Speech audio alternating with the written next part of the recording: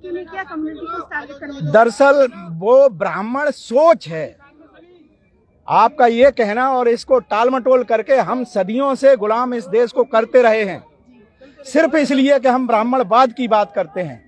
लेकिन जाति को बनाने वाले ब्राह्मण पर हमने कभी अंगुली नहीं उठाई। अब अंगुली ये ईमानदारी के साथ में उठ रही है कि ब्राह्मण इस देश को बर्बाद करने के सिवा और कुछ नहीं करता है। इस देश को देश न बनने देने में ब्राह्मण के सिवा और किसी का हाथ नहीं है। इस देश में एकता नहीं है तो इसका कारण ब्राह्मण है, सिर्फ ब्राह्मण है। ब्राह्मणवादी व्यवस्था तो उसने पैदा की है, तो हम उस रूट को क्यों ना पकड़े जो आज भी उसको पुनः जीवित करता रहता है। ये मानसिकता जिसने पैदा की है, हमने उस पर उंगली उठाई है। अब इसमें किसी को अगर बुरा लगता है, किसी को अगर अपमान महसूस करता है, तो वो सामने आए और हमारे सवालों का जवाब दे इस बात के लिए कि उसे किसने अधिकार दिया है कि हमें नीच कहकर आपस में बांटने का अधिकार किसने दिया है। कौन है वो व्यक्ति, कौन है वो धर्म ग्रंथ?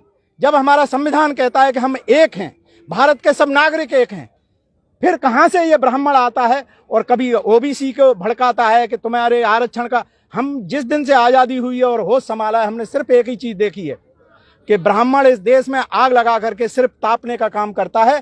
अब उसको टारगेट करना ही पड़ेगा। या तो ब्राह्मण सुधरे और इस देश की व्यवस्था में जिस तरह से उसने जहर घोला है उसको स्वयं मिटाए, वरना हम तो अपने उस जहर को मिटाने के लिए तैयार हुए हैं। हमारा किसी व्यक्ति विशेष से ये नहीं कहना है कि तुमको हम बर्बाद करेंगे। हम अपने अंदर से तुमने जो जहर बो दिया है, जिसे हम अपने आप में भी ब्राह्मण महसूस करते हैं, हम देखते हैं किसी गरीब को अपने आप को उच्च समझने लगते हैं, हम देखते हैं किसी मजदूर को हम अपने आप को बहुत कुछ समझने लगते हैं। तो जो हमारे अंदर जो अहंकार पैदा किया है, यही तो ब्राह्मण ने किया। छूत अछूत, ऊंच नीच, अमीर गरीब, ये किसने पैदा किए? ये मानसिकता सिर्फ एक ही व्यक्ति पैदा करता है, क्योंकि उसके पास रोजगार है, उसके पास मंदिर हैं। मंदिरों में जाकर के ब्राह्मण अपने क्या फैलाता है? सिर्फ भ्रम, झूठ।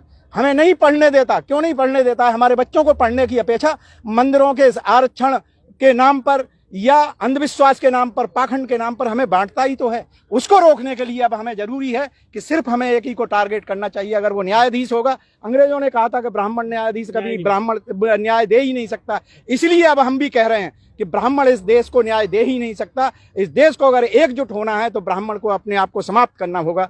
धन्यवाद।